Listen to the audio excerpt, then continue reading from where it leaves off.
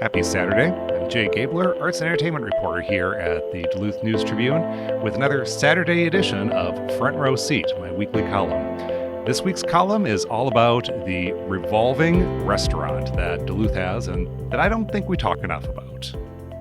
As kids growing up here in the 1980s, my siblings and I desperately wanted to go to the revolving restaurant at the top of the Radisson. My mom decided to use it as an incentive. We could go to the top of the Radisson, she said, when we had top of the Radisson manners. When we started to get squirrely at the table, Mom would remind us, "Kids," she'd say, "top of the Radisson." The restaurant was an unusual feature even then. Today, it's downright rare.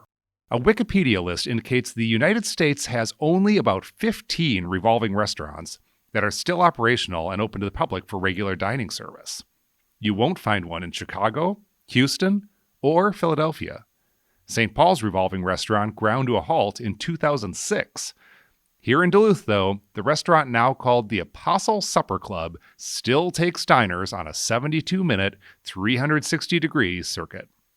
On Thursday, January 12th, I left the News Tribune building, crossed Fifth Avenue West, and pressed the R button on the Radisson elevator. Seated at a high-top table near the outside edge of the restaurant's ring, I looked out at the slowly passing skyline and wondered why we Duluthians don't make a bigger deal about our revolving restaurant. In 2023, the top of the Radisson doesn't fit particularly well with Duluth's brand. Imagine a slogan like, "We're the best mountain biking city in America, and we have a revolving restaurant." How about, "We have a burgeoning craft district, and a hotel restaurant that spins." Okay, how about, "Stay by the lake and dine high in the sky"? When the Radisson Duluth Hotel opened in 1970, readers of the News Tribune's opinion page might have thought the city was opening a cathedral. In a May 29, 1970 editorial, the News Tribune wrote, "As much as the new Radisson Duluth is bricks and mortar, glass and steel, it is spirit. This new hotel is a commitment of a generation of this city." You couldn't blame the paper for being excited. The new hotel, with its radical restaurant, was a crown jewel of the decade-plus Gateway Urban Renewal Project, which cleared a wide swath of what was known as Duluth's Bowery neighborhood. Goodbye taverns and flophouses. Hello, Minnesota's tallest cylindrical building. On the day a special gold-plated scissors was used to cut the Radisson ribbon in 1970, the News Tribune's top headline was, "Troop Pullouts Grind to Halt in South Vietnam." Back here in Duluth, General Manager Clark Dome opened the front doors to the hotel with a key that he then threw away in dramatic fashion to indicate that the Radisson was permanently open. It was downtown Duluth's first new hotel in over 40 years.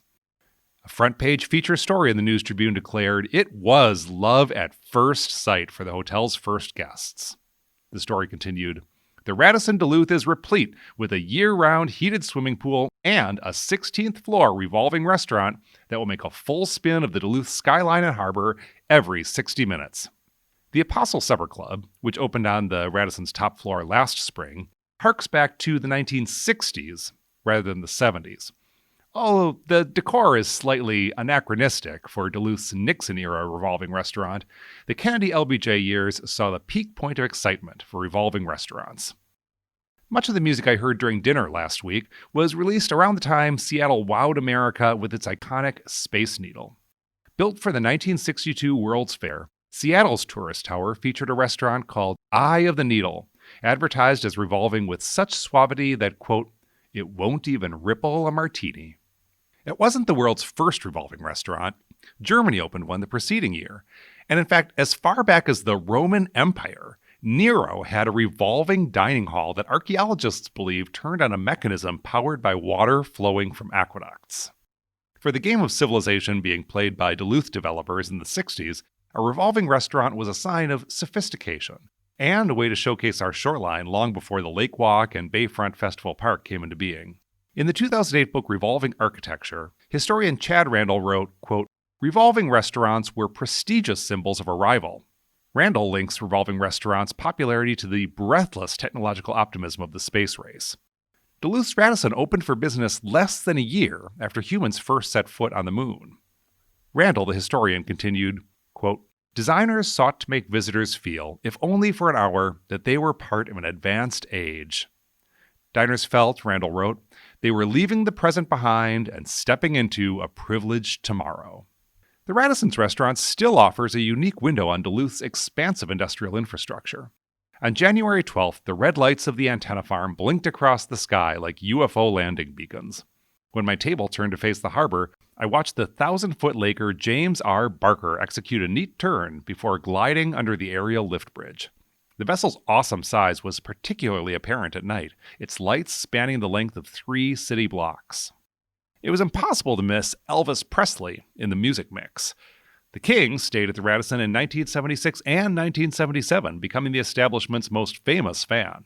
The latter year, 1977, saw the hotel expand, adding 60 rooms and a parking ramp. Over the years, the hotel has seen multiple renovations and infrastructure upgrades, including the 1999 addition of a scunnel. That's the portmanteau designating a skywalk tunnel connecting the hotel to the Duluth Public Library. The restaurant was the site of a dinner date in last year's movie Merry Kiss Cam, though the rotation was turned off during filming for the sake of continuity.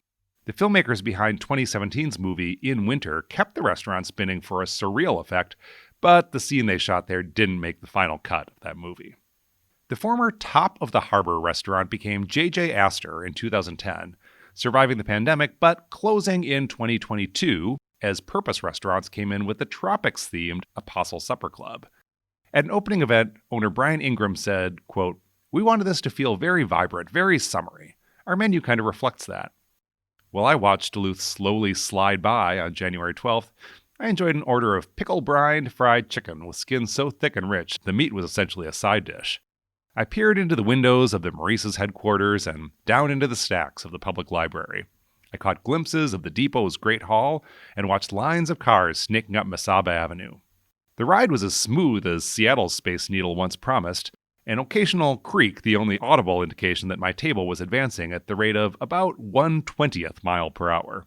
My server said, "Sometimes I wish it went faster." Personally, I was fine with it. No need to strain the mechanism of Duluth's mid-century marvel. The novelty of revolving restaurants was already starting to fade by the time Duluth's Radisson opened. Just 4 years later, in 1974, a similar venue built in Bloomington, Minnesota, became an office instead of a restaurant when no restaurateur would take the lease. America's culinary culture was becoming more sophisticated, and diners were losing interest in novelty restaurants where the food was often priced well above the quality.